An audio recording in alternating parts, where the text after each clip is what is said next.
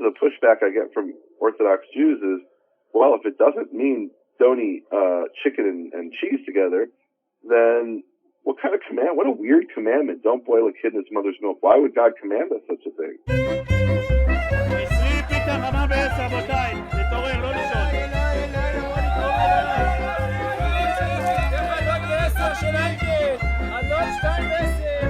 למען ציון לא אחשה, ולמען ירושלים לא אשקוט. You are listening to Hebrew Voices with Nehemia Gordon. Thank you for supporting Nehemia's Makor Hebrew Foundation. Learn more at nehemiaswall.com. Welcome to the B1 Radio Show. Here are your hosts, Jeff and Sherry Friedlander. We have a biblical scholar with us. Our friend Nehemia Gordon is with us this morning, and we're so thankful for him. Nehemia holds a master's degree in biblical studies and has a bachelor's degree in archaeology from the Hebrew University in Jerusalem. He also worked as a translator as part of the Dead Sea Scrolls Project and has been researching and deciphering ancient Hebrew manuscripts for what must be decades now, and is not only incredibly wise and well-studied, but just a great all-round fellow, and we are thankful. And Nehemia, are you there? I'm here, Jeff. How you doing? Good morning. Good morning. Welcome, and thanks for taking time this morning to be with us. Our audience certainly appreciates that, and we're grateful. I love your work. I'm on your support team of your website. For those of you that want to join, you can go to nehemiaswall.com, and he has a support team. There's tons of free resources there, lots of teaching, lots of information. You can learn so much from the website, but if you join the support team, there's all kinds of other stuff beyond the scenes that gets in depth, and it's wonderful information. So I want to encourage all our listeners to go out to nehemiaswall.com and research it for yourself and take a look at it. Now, Nehemia, for our audience that is new and that doesn't know who you are, kind of give them a little background of you. You are a practicing Karaite Jew, and so kind of describe a little bit about that, of who you are for our audience. Well, my father was an Orthodox rabbi, and I was raised essentially as a modern-day Pharisee. The Orthodox Judaism is a continuation of the ancient movement of the Pharisees, and they have a core doctrine, which I was taught as a young boy, which is that when Moses went up to Mount Sinai, he received two separate and distinct revelations. One was the written Torah, that is the 5 books of Moses, and the other was what they call the oral Torah. And everything in the written Torah has to be interpreted through the oral Torah. And I was taught this sitting on my father's knee when I was 3 years old. And when I got a little bit older, I started studying the written Torah, and I found in it words or statements such as, "And the Lord spoke to Moses, saying," and then the prophet, "Thus saith the Lord." And then I would get to the oral Torah, and it would say, "Rabbi Meir says this, but Rabbi Akiva disagrees and says something else." And I went to my rabbis, to my teachers, and I said, "These sound like they're just the words of men. They never quote God. They're always quoting rabbis and telling us the rabbis disagree." And then I was told, when the two rabbis disagree, "Elu ve'elu divrei Elohim chaim," both these and those are the words of the living God. And I said, that doesn't make sense. Why would God contradict himself by giving two different messages?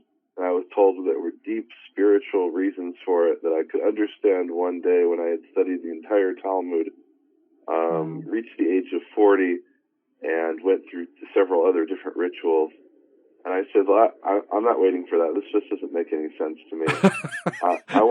We should all embrace the word of God and give up the words of men. Yes. And I thought that I would be praised for coming up with such a great revelation. Well, instead I was rebuked and told that that was the heresy of the Karaites. There had always been this movement in Judaism, Karaite Jews, that is scripturalist. The Hebrew word for scripture is mikra or kara. And Kara'im, Karaites, were Jews who only followed the scriptures. And I realized that's what I was. And at the time, I didn't know there were any others in the world. I thought I was the only one. Wow. And I was told I was the only one. And I was told, if you follow this path, then you'll cease to exist. Wow. Just like the others in history. I said, I don't care. It's the truth. I have to follow it. And that really set the stage for the rest of my life.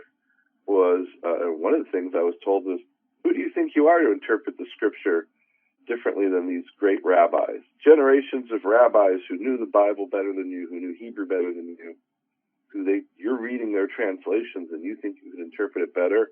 So one of my objectives was to be able to know Hebrew better than the people who translated it. Wow. Yeah, you were like, hey, I'm not going to take it, man. I'm going to find out Hebrew like them. They're not going to have that on me. That's absolutely what my objective was. So I ended up moving to Israel, lived there for 20 years, and studied at the Hebrew University of Jerusalem, studied Bible. Actually did my bachelor's degree. I did a double major in Bible and archaeology, and then the master's I did Bible. And when I got to the point where I actually knew Hebrew better than the rabbis whose writings I was reading, it was kind of a profound revelation. I remember when I was very, very young, even before I started questioning, reading Rashi. Rashi was a great 12th century Bible commentator. The way we studied the scripture was we would read a verse of the Bible, and then we'd read Rashi's commentary. Read another verse, read Rashi's commentary. And I was warned as a very young child, don't ever read the Bible, that is the Old Testament Tanakh, don't ever read the Bible without the running commentary of Rashi or some other rabbi, or it will lead to heresy. And I like to say I'm living proof that that's true. I decided to read the Bible without Rashi's commentary, and I was shocked because I saw in the Tanakh, what Christians call the Old Testament, that there was no evidence of an oral law. My Bible in Hebrew, the one I grew up reading, was 1,000 pages long based on the size of the print and everything. And in those 1,000 pages, there wasn't one direct reference to the oral law. The fact that the alleged fact that God had given a second revelation. Right. And I went to my rabbis and I said, well, where's the verse that where God mentions the Ten Commandments that he wrote with his own finger on the tablets of stone? Where does he mention that he's giving an oral revelation that was that was forbidden to write down, that would give the true meaning of the verses of the Torah? And just to give you an example, where it says, don't boil a kid in its mother's milk. It says 3 times. Right. Do not boil a kid in its mother's milk. And the rabbis explain that what that really means is you must not eat meat and milk together. Right. Well, wait a minute. It didn't say anything about eating. It said about boiling. And why would it be forbidden to eat chicken wrapped up in a piece of cow cheese? What does that have to do with boiling a kid in its mother's milk? A kid in Hebrew is a young goat. Right. And the answer is, well, that's the true meaning that you wouldn't know if you didn't have the oral law. That's why the oral law is so important. So the realization I came up to when I was a very young child reading Rashi, I said, wow, one day I want to be as smart as him so I can understand how he came to these explanations. Because when I read the verse, I just don't see it. Yeah. And I would state that to my rabbis. I don't see how you got to this conclusion. And they'd say, well, you just don't know enough. One day you'll know enough like Rashi did, and you'll understand that. And when I did know enough that one day, years later, I realized he was just making a lot of it up. Right? And what he was doing was, we have this term in English, which comes from Greek, exegesis. Yeah. Right. Ex in Greek means from, and Jesus means to interpret, to read. So exegesis, that is the fancy word for interpretation, is you're reading the meaning from the text. Right. But I realized what Rashi and many of the rabbis were usually doing was eisegesis. Eisegesis is when you read into the text. In other words, you come to the text with with an objective. You say, okay, I've got to find proof that it's forbidden to eat meat and milk together. And the rabbis even have a term for this. They say, we want to hang it on a verse. Where's the verse I can hang my doctrine on, my religious practice on? I already know this is what God told me. How do I know that? Well, because my father did that and his grandfather did it. So what they would do is take tradition and they would look for some justification for that tradition in the biblical text. And that was something that, because the way God wired my brain, I said, no, I can't, that's not the word of God. And to understand how significant that was for me is, came from a long line of rabbis. I had somebody once say, Nehemia came from a line of 33 rabbis. And I went to him afterwards and I said, look, you can't say that. I only know about 3 or 4 rabbis. Well, in 2017, I went down the rabbit hole of genealogy. And it is a rabbit hole. It is pretty cool. Well, they have all these databases now. Yeah. Where you can look up documents. I was able to find the Russian tax census of 1814 or something. And I found all these ancestors of mine listed there. Wow. So I found out I'm descended from more than 50 rabbis. Wow. So the 33 was a lot more than that. That's awesome. It is and it isn't. But I was told that, it doesn't change who I am, right? But I was told, how can you defy the statements of all the rabbis of your ancestry? At the time, I only thought it was 3 or 4. Now I know it's over 50, who knew so much. And my answer was, I have to follow the word of God. Yes. I have to I read these words that I believe God revealed to mankind, and I have to follow those, not the words of men. Yeah. So that's what it means that I'm a Karaite Jew. I'm an Old Testament Jew. A lot of Judaism today is all about tradition that they've tried to justify in many cases by finding some verse that alludes to it in the Old Testament, like, boiling a kid in his mother's milk means don't eat meat and milk together.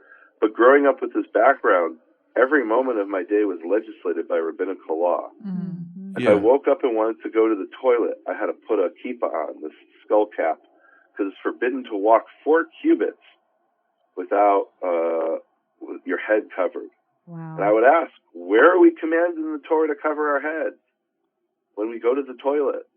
When we get up from our bed and walk to the toilet? And I was told, well, it's a tradition, and we're commanded by the rabbis to follow these traditions that have been established. What happens if you don't obey what the rabbi tradition is? What is the consequence of that?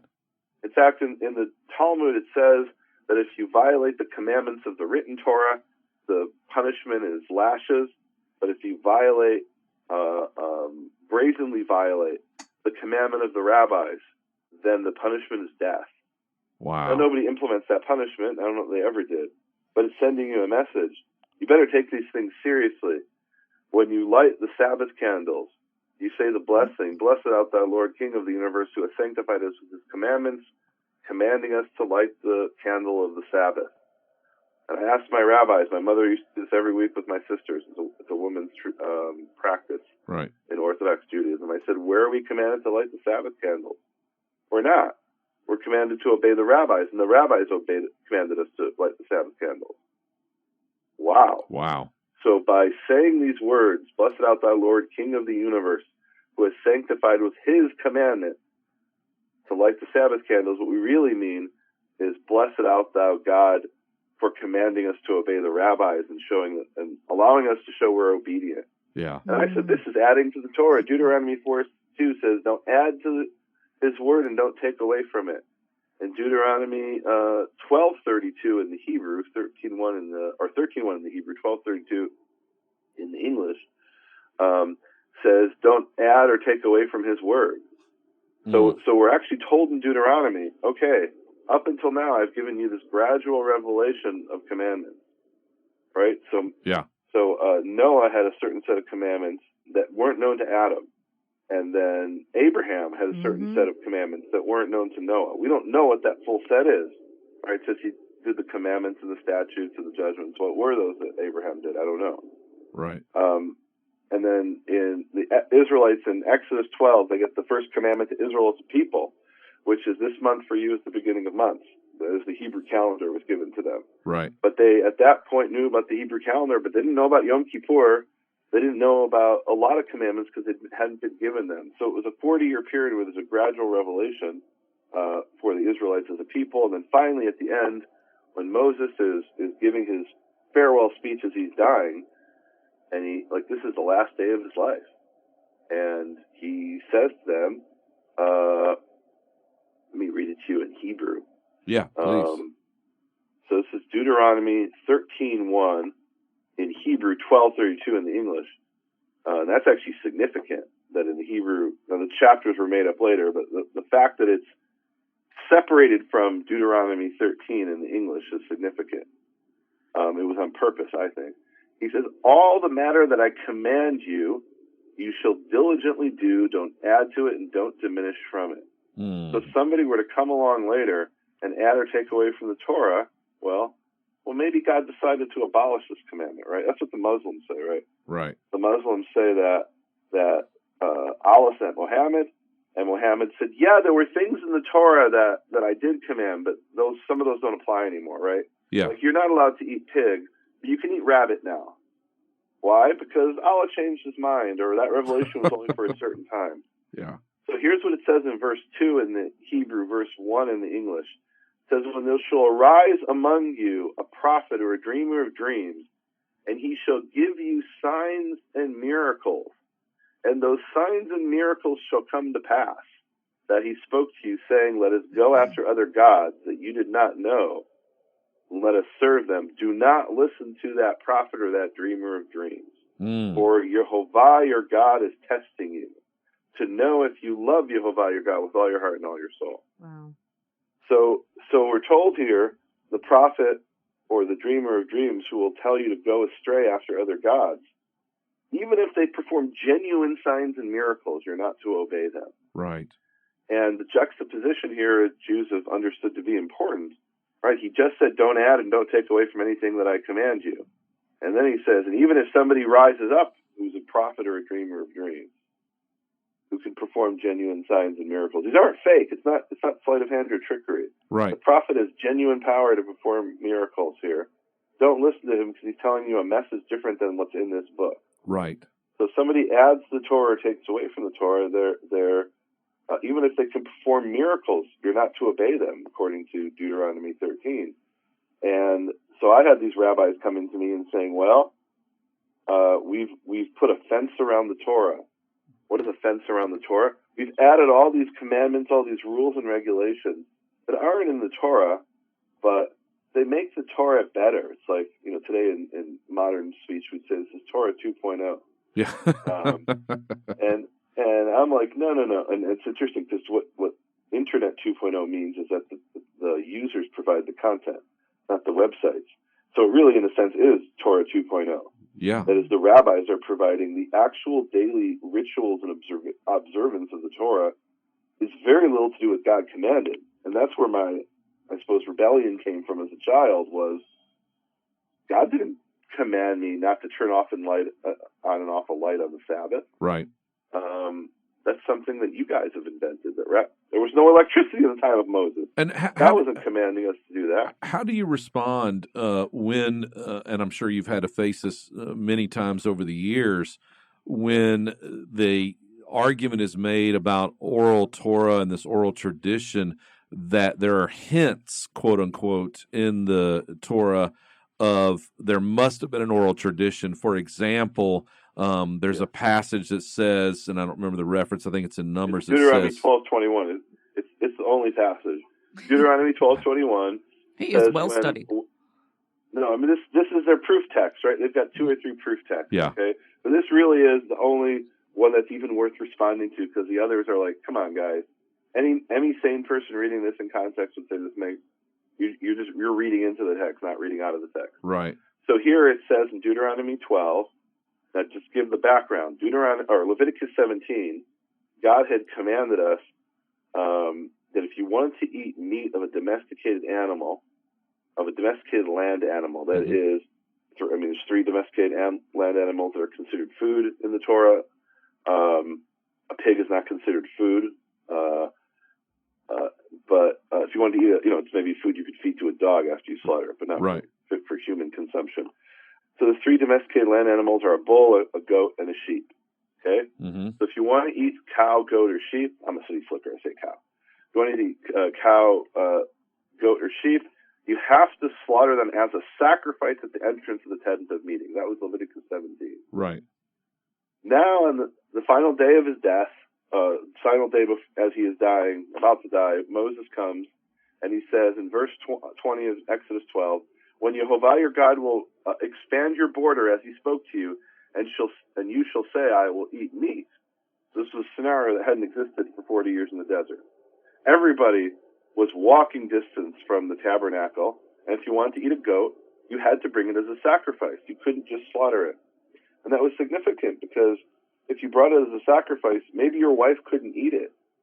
Right? If your wife was during her monthly time, she actually couldn't eat the meat of the sacrifice. Maybe your son had was a grave digger, and he went and he buried somebody in the ground, which was a wonderful righteous act to provide someone with a burial. But it also means that you're ritually unclean for 7 days. And you have to go through a 7-day period of ritual purification. It's actually mentioned if I remember, in Acts 21 that Paul went through that ritual. Yeah. Before he went to the temple. So you bring this goat to the tabernacle in the desert during the 40 years, and you slaughter it as a sacrifice. Well, now your wife and your son can't eat it because they're not ritually clean. So there's all kinds of baggage that goes with bringing it as a sacrifice. And we're told there the reason that they were commanded to bring them as a sacrifice in the desert is so that they don't sacrifice to the goat deities that they were worshiping. They would slaughter a goat, and then there was some goat spirit that they believed that they were spilling out the blood to, or sprinkling the blood to. Right? They had some idolatry they brought with them from right. So, back to Deuteronomy 12, verse 20. It says, when your soul desires to eat flesh, according to all the desire of your soul, you may eat flesh. And then it says in verse 21, when you're bored, when the place that Jehovah your God chooses to place his name is too far from you, okay, it shall become distant from you. Well, that couldn't have happened in the desert. Right. Because everybody was walking distance from the tabernacle. Right. Now we're about to enter the land, and in the land, there's new realities. Yeah. The new reality is, if I want to eat a goat and I live in the Galilee, I can't bring him all the way to Jerusalem or to Shiloh. It's not practical. Right. Well, or maybe I'll only eat meat once a year. Well, okay. He's saying when when the place that Jehovah chooses to put his name, that is the tabernacle or the temple, becomes far for you, then you shall slaughter of your cattle and your sheep as Jehovah has given you, as I have commanded you. Yep. That's the argument right there. Them, There's the argument. I have commanded you. Okay. And you shall eat in your gates according to all that your soul desires. So where did God command us to slaughter the animals? And so here's what they do. It's actually kind of a bait and switch. They say, let's take just this verse.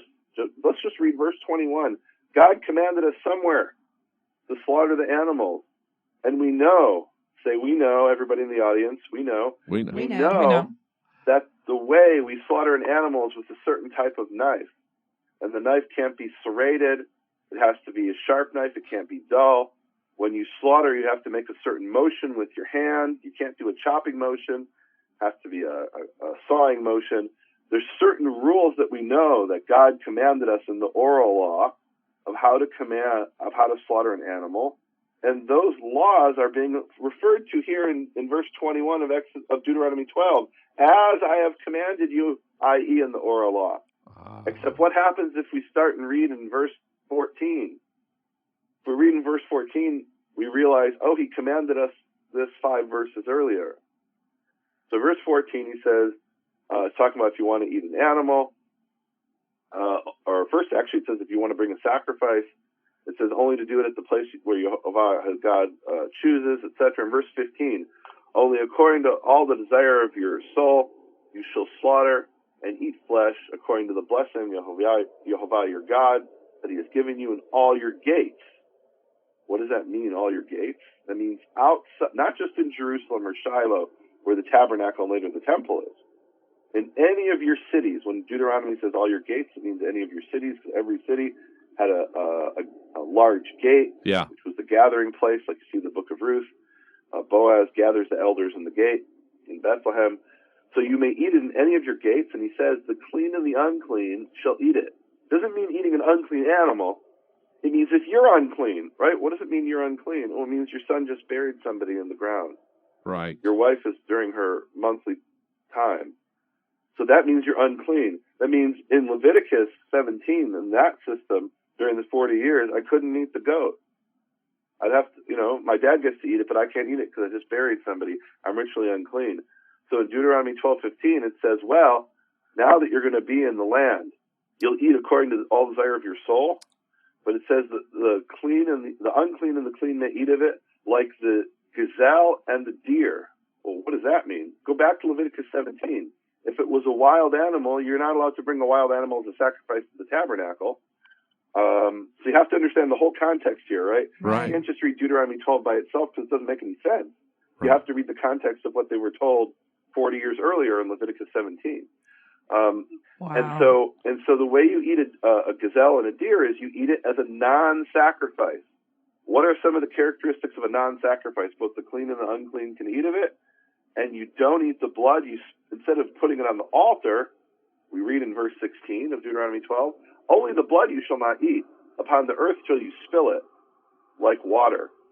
So what Deuteronomy 12:21 is saying, as I have commanded you, it means in verses 15 and 16, how did God command us to eat these animals? Like the deer and the gazelle. Yep. To spill the blood on the ground like water. Now, how do I know I'm right? Maybe the rabbis are right. And as I commanded you is the oral law. And it doesn't mean verses 15 and 16. We'll just read on. Right? So he says, as I commanded you, you shall eat in your gates, meaning not just at the chosen place, according to all the desire of your soul. Verse 22, but as shall be eaten the gazelle and the deer, so you shall eat it, the unclean and the clean. Together shall eat it. Right? So he reiterates the way he says, as I've commanded you, and then he reiterates the three things. There's three things here, right? Yeah. There's you can do it not just in the chosen place in any of your gates. You the clean and the unclean can eat it like the deer and the gazelle. And then verse 23, but be strong to not eat the blood, for the blood is the soul, and you shall not eat the blood with the flesh. You shall not eat it. You shall spill it on the ground. You shall spill it like water. Right. So that's the third thing, not to eat the blood. So if you followed, so what does as I've commanded you mean? It means these three things. Yeah. Now, why are these three things significant? As soon as the Israelites went into the land, and God foretells that they'll do this in Deuteronomy, they start worshiping on the high places. In fact, in this very chapter, he mentions that at the beginning of the chapter. He says the Canaanites do this, and he says, don't worship Jehovah the way the Canaanites worship their God. That's up in verse 4. He says, do not do so to Jehovah your God. That is, on top of every hill and under every leafy tree, they would set up an altar, and that's what the Canaanites would do, and they would offer sacrifices to Baal. So the Israelites come in the land, and they're supposed to wipe out the Canaanites so they don't learn their ways. Instead, what do? They say, well, I mean, why put all these good Canaanites to waste? Some good pagans among us, let's just tax them. And they end up, that's what they do, and they end up learning their ways. And the result is Jeremiah comes along, and he says, the number of your cities is the number of your gods, O Israel. Right? Every city has a gate, and in every city gate there is a statue to a god. And that some people will call that god Baal. Some of the Israelites actually call that god Yehovah. That is the God, the name of the true God, the God of Israel. But they're worshiping him through a statue or through an altar that is outside of the tabernacle and later the temple. So Deuteronomy 12 is a very important passage. The Israelites were very diligent of ignoring it. Yeah. Right? No question. Without Deuteronomy 12, you cannot understand half of what Isaiah and Jeremiah are complaining about. Right. That's exactly right. To some extent as well. They're talking about how on every hill and under every leafy tree you're sacrificing. What's wrong with that? So I'm sacrificing an animal. I mean, and here was the thought process of some of the Israelites, I'm sure. They said the Canaanites love their gods and they sacrifice. I'm going to sacrifice the sheep and not offer some of it to my God? Well, you got to go all the way to Jerusalem. Well, I'm not going to go all the way to Jerusalem. On top of the hill there, somebody set up an altar. Let me use that altar. But that altar, isn't God everywhere? And in the desert, they weren't in Jerusalem. Wherever the tabernacle stopped.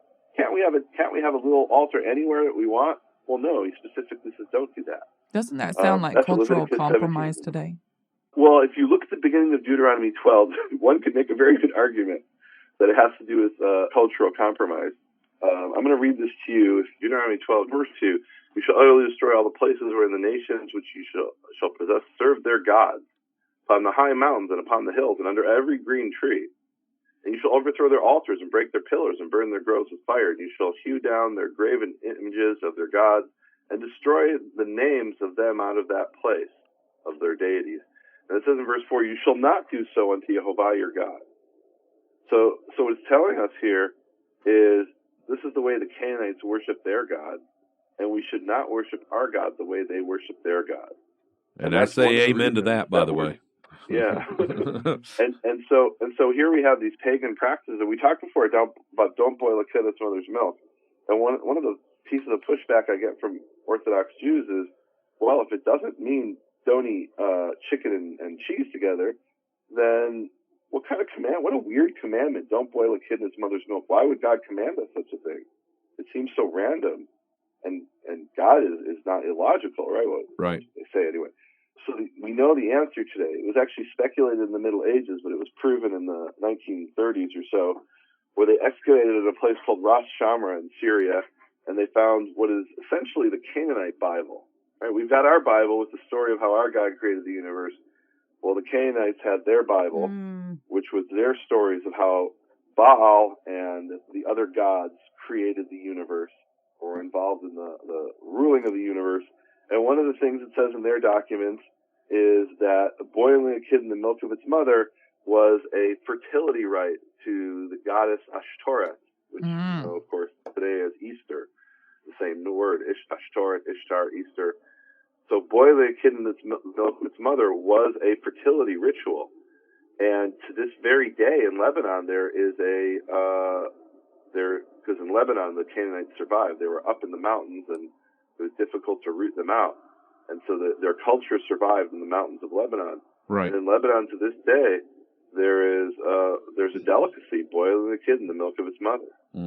Right? They don't remember it as a fertility rite. Right. They remember it as, this is like a wonderful way to eat. Yeah, and I think that what you're bringing up is that we would find if we go through all of these different commands that seem to have some other explanation, we would find that the bulk of them are all in that category of this was a worship of a pagan idol. This was the way in which they practice that. And I'm commanding you, don't do what they do. You're going to worship God the way I tell you to do it. If you ask the question, what is the practical application today?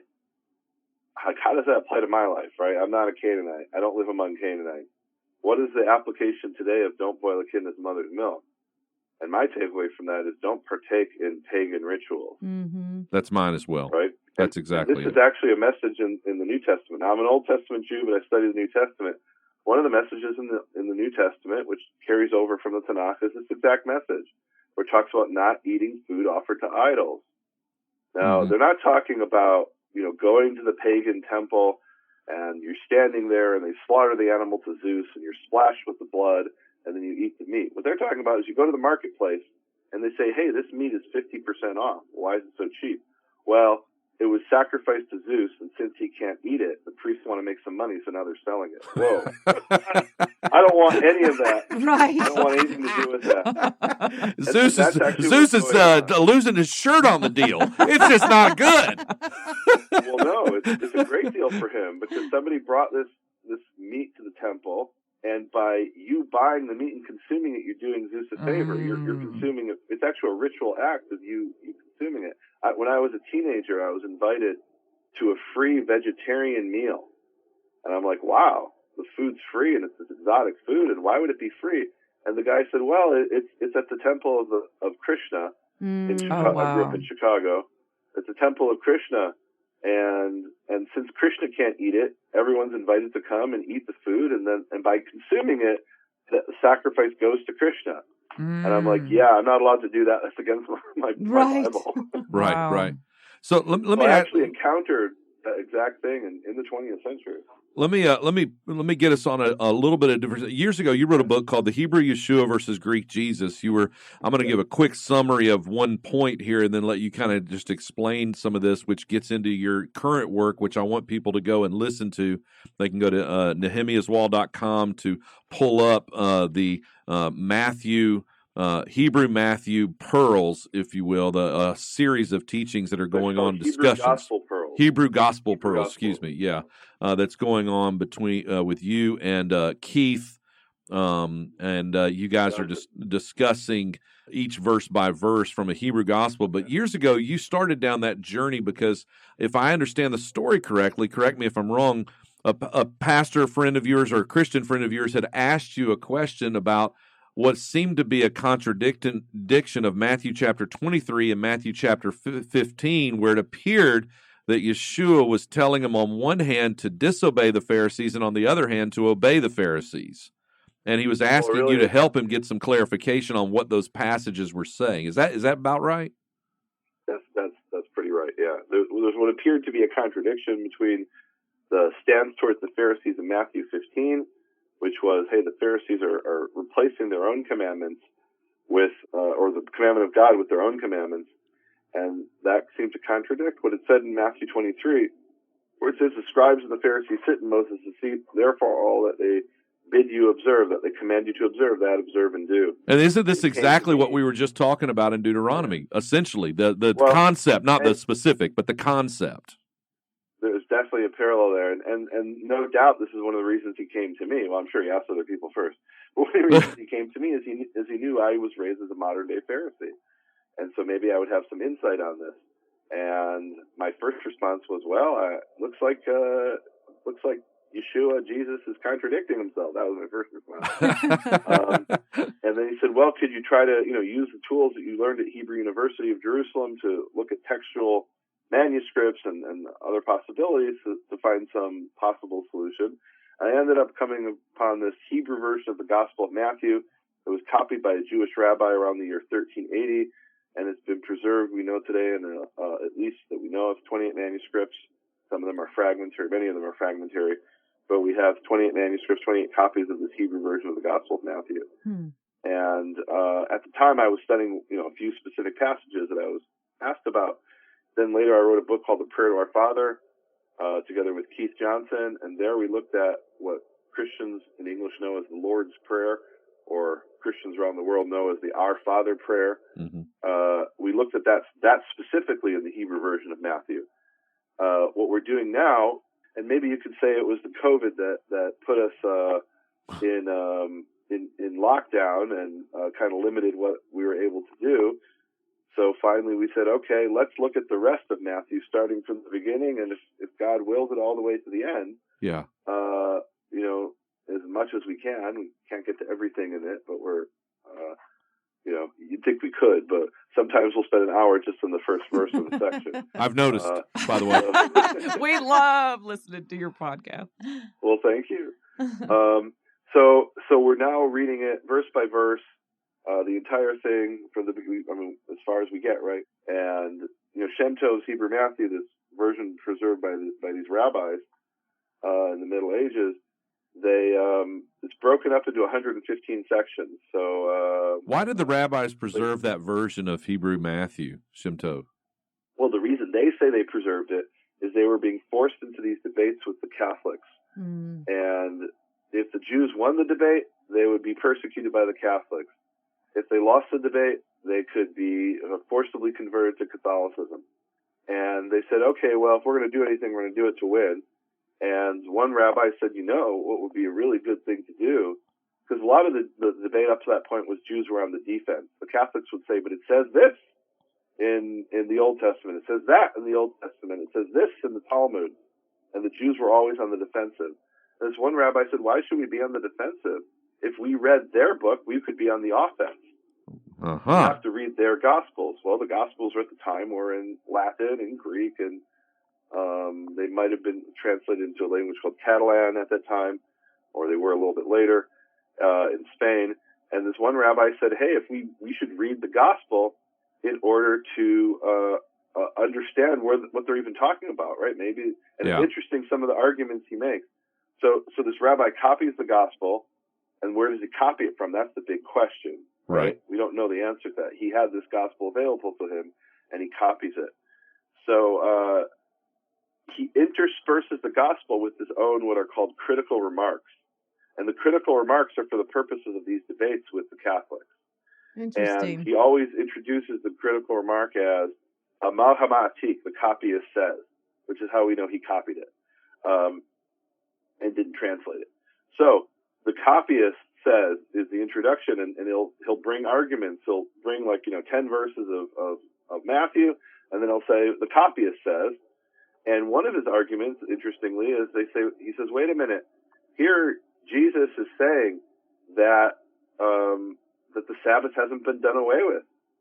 But the people we're debating, the Catholics, they don't follow the Sabbath. They say the Sabbath has been replaced with Sunday. Right. Right. So he actually brings the words of Yeshua, of Jesus, as an argument against the Catholics in many instances. Right. So sometimes he's arguing against Jesus, but often he's just arguing against the Catholics. Yeah. Interesting. And look, he's using the material he has, right? He says, okay, let me copy this book. I'm a smart guy. I can read this, and I can punch some holes in their arguments and in their beliefs. And why do I want to do this? Because I don't want to be forcibly converted to Catholicism. Right. So that's really why they copied it. Why they preserved it in the first place, because he copied something that was available.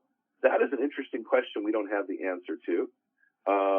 It's possible this was just laying in a synagogue, somewhere. We have something called the Geniza in every synagogue.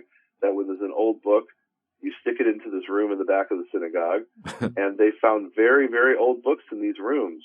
There's a famous Geniza in Cairo where they found books that were from the Second Temple period, or there were copies of books from the Second Temple period, and the copies themselves were 1,000 years old. So books that were believed to have been lost, like the Wisdom of Sirach or Ben Sira, that we only had the Greek translation, they found several copies, in fact, of the Hebrew original in one of these archives. Wow. And so maybe he just found it in the archive. What was it doing there? So now we've got to speculate. Now I don't know. Right. My speculation is, and there's some evidence to support this, is that there were Jews who were there were Jews who believed in Yeshua who were living among the other Jews. And why were they doing that? Because early on in the church, they began to write books. Like, for example, there's a famous book, I believe it's by Irenaeus, called Against All Heresies. Well, being a Jew who practiced the Torah and believing in Yeshua was considered a heresy. And so if the Catholics believed you were under their authority, then you couldn't follow the Torah, you couldn't practice any form of Judaism, so they had to hide. Yeah. And they lived among the other Jews. That was the easiest place to hide. They maybe hid in other places too. But they would live among the other Jews, and over the generations, maybe they forget, oh yeah, our ancestors believed in Yeshua. There's a very interesting study by a professor at Hebrew University who brings evidence for this. He shows how in Jewish writings from the 12th century and on, and he says it must go back to a much earlier time, there's reference to how there's three angels of the presence. That is, the angels that stand in the presence of the Father in the throne room. One of those is Elijah. The other one is Enoch. And the third one, according to these Jewish writings from the Middle Ages, is named Yeshua. Wow. And he says, how is this possible? We have this in Jewish writings from Jews who lived in Christian countries, Jews who were persecuted daily in the name of this name, of the name of Yeshua. How could they have written about how there's three angels of the presence, and what does Elijah and Enoch have in common? That they're people who were flesh and blood people on earth who went up alive to heaven. Yes. Right. Wow. And for Yeshua to be the third angel of the presence, according to these sources in the Middle Ages, there has to be some explanation there. And his explanation is that there were Jews who believed in Yeshua who were hiding among the other Jews, and they wrote these books. Wow. Down to us. How interesting. Or the idea is that they preserved and traditions that they transmitted that ended up being reflected in these books. Because that can't be a coincidence that there's an angel in heaven, one of the three main angels, and standing in the throne room or sitting in the throne room, I don't know, named Yeshua. So there is some evidence that this actually took place, that there were Jewish Christians, if you will, who believed in Yeshua, who practiced the Torah, and because of persecution by the mainstream church, by the Catholic and the Greek Orthodox churches, they had to live among the Jews under some peril as well, right? Yeah. So that they were found out, they would be turned over to the Catholics. Right. Now, and if they didn't turn them over, the Jews would be in a lot of trouble. Yes. So they'd had to. That is absolutely fascinating. I want to dig into that. Back to your the Hebrew, the fact that all these Hebrew manuscripts have come out, and you dug into this. You conclude in your book Hebrew Yeshua versus Greek Jesus. You conclude that at least there, and I don't know if you've advanced this conclusion beyond this now as you've studied more and read more of the Hebrew narratives, that Yeshua did not contradict or tell people to actually go against Torah. He actually supported Torah with his teachings. Is that still? Well, he states that explicitly. It's Matthew 5:17. Right. Matthew 5:17 to me is one of the most interesting. It's the most interesting verse in the New Testament. Matthew 5:17, he says, "I did not come to do away with one jot or one tittle of the Torah." I'm paraphrasing the Torah, the prophets, until all is fulfilled. The reason it's so interesting to me is, first of all, he tells you right there what his game plan is. Hey, I didn't come to do away with even one of the most minutest points of this book. Right. Okay. Wow. All right. Yeah. So that's contrary to what Christianity teaches. And when I say Christianity, I mean, let me be more precise. It's contrary to what the Catholic Church, the Greek Orthodox Church, and mainline Protestant denominations have taught. Mm-hmm. And there's actually something really profound in I don't know, did you ever study the Nicene Creed?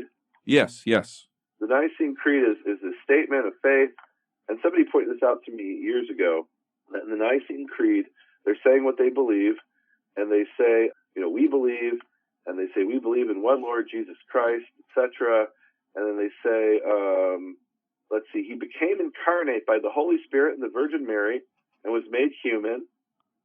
He was crucified for us under Pontius Pilate. This is the core belief of most Christian denominations. And what is missing from this statement of belief?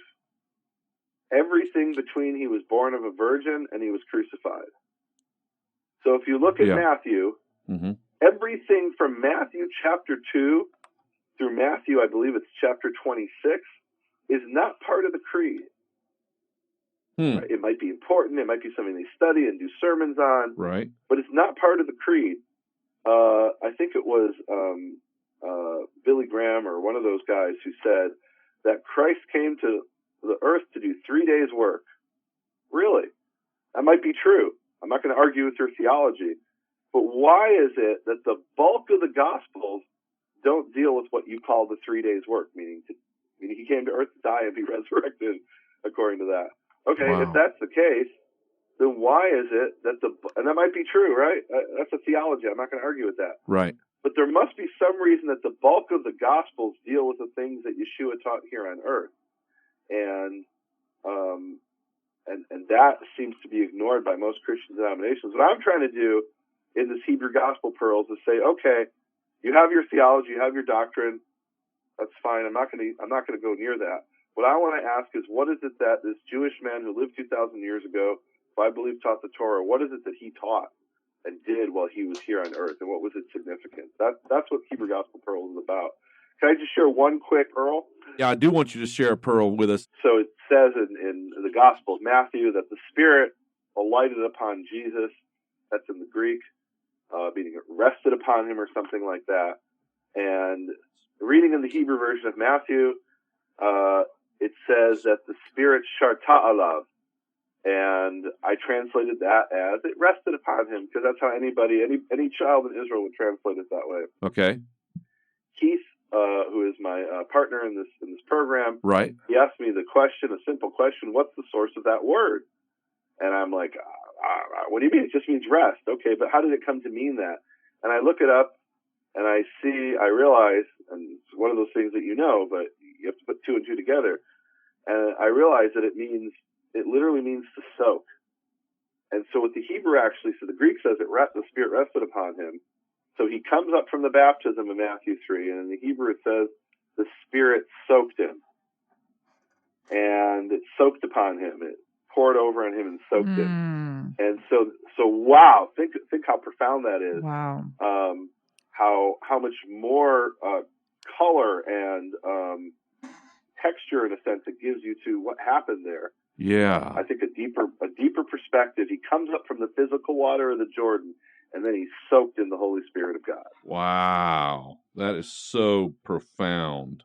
So you guys are doing a project of line by line, verse by verse, as much as possible on the Hebrew Gospel. You're calling it Hebrew Gospel Pearls, and you're trying to extract, looking at, and one of the things I found fascinating was you discovered a cousin that you didn't know you had, who had apparently done what you're doing now in the 1800s. Can you talk about that a little bit?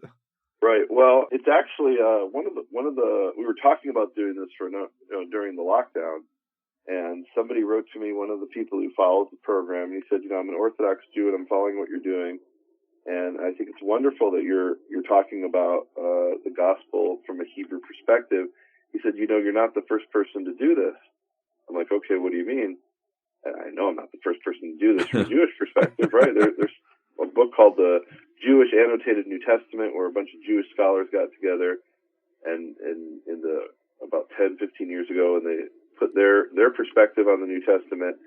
He said, no, there was an ultra-Orthodox rabbi in the 1800s who wrote a commentary on Matthew, Mark, and Luke. I said, well, that can't possibly be true.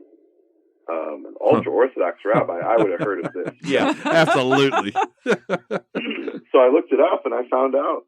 I actually bought the book. It was just translated into English in 2019, meaning a year ago. That is so amazing.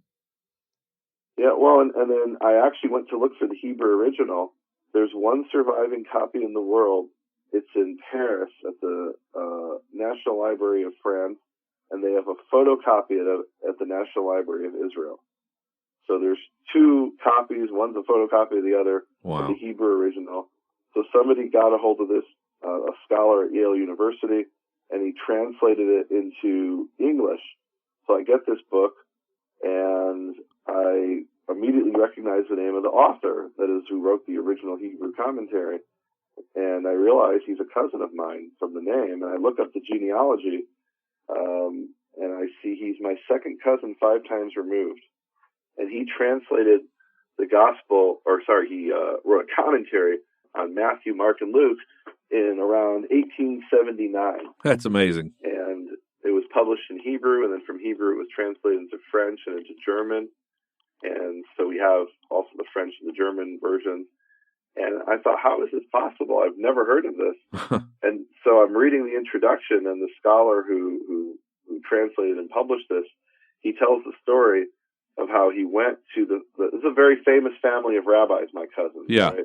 They're one of the rabbis was the leading rabbi of the United States in the 20th century. He's considered, in a sense, the founder of what's called modern Orthodox Judaism. Yeah. Wow. In the 20th century. Not the one who wrote the commentary, but this other rabbi who has the same last name, Soloveitchik. And so they went to the family historian, and they were asking stories about different rabbis, and there was a lot of rabbis in this particular group of people with the same last name. And then they come to this one rabbi, Elijah Tzvi Soloveitchik, and the family historian said, "We don't talk about him." He was, black he was sheep. He definitely was the black sheep of the family, because he had spent so much energy and time studying the New Testament, which was not considered acceptable in that community. There are Jews who have written commentaries going back, 4 centuries, but those were always Jews who had converted to Christianity, or Catholicism usually, or occasionally Protestantism in later centuries.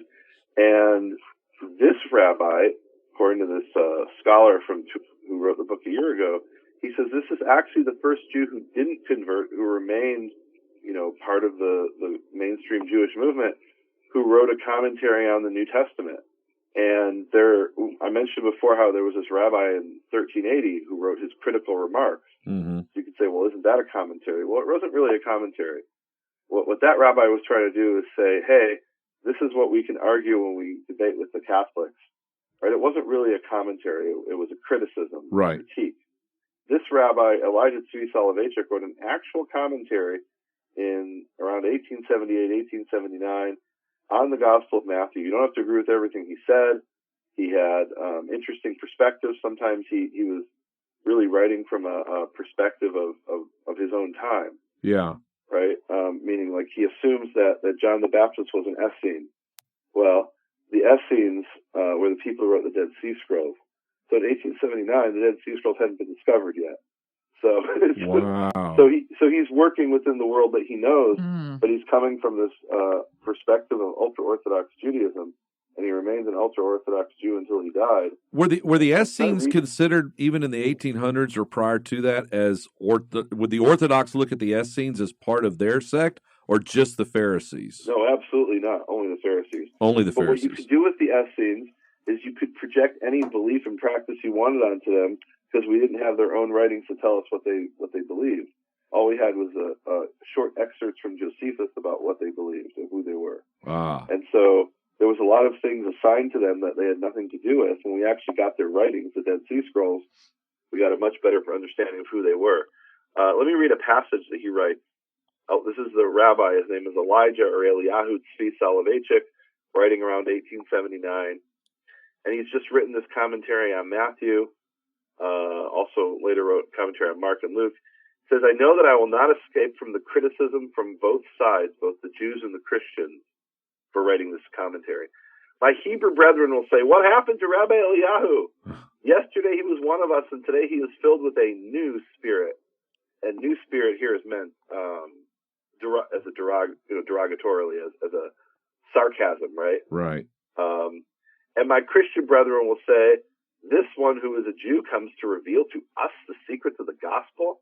How can we accept that he speaks correctly and a true spirit dwells within him? He says these two extremes are really saying one thing. That is, it cannot be that what he is speaking with his mouth is what he believes with his heart. On this criticism, he says, my soul weeps uncontrollably. Wow. Only God knows, and God is my witness that in this I am free of sin. And when I read that, it really struck me. Because for years I've been studying the New Testament and being criticized by both sides, the Jews and the Christians. The Jews say he must secretly be a Christian and he's converted and he's filled with a new spirit. Right? It's almost the same things they say. Right. And then the Christians say, well, he must have a secret agenda. He wants to convert us to Judaism or destroy our faith. And they're both wrong. Right? Yeah. What I want to do is understand the Gospels in their Hebrew context. And why do I want to do that? One is I think it's actually an important question in and of itself. The New Testament is one of the foundation documents of Western civilization. We live in a time, and I mean not just a century, we live in a year where people are out to destroy Western civilization. Yes. Their stated objective is the destruction of Western civilization. And I say, hey, Western civilization is actually pretty good. Yep. I follow this fiction writer who writes about the Middle Ages, and I asked him, which of the periods that you write about would you like to live in? He said, I think we have a much better dental program here in the 21st century than they did in the Middle Ages.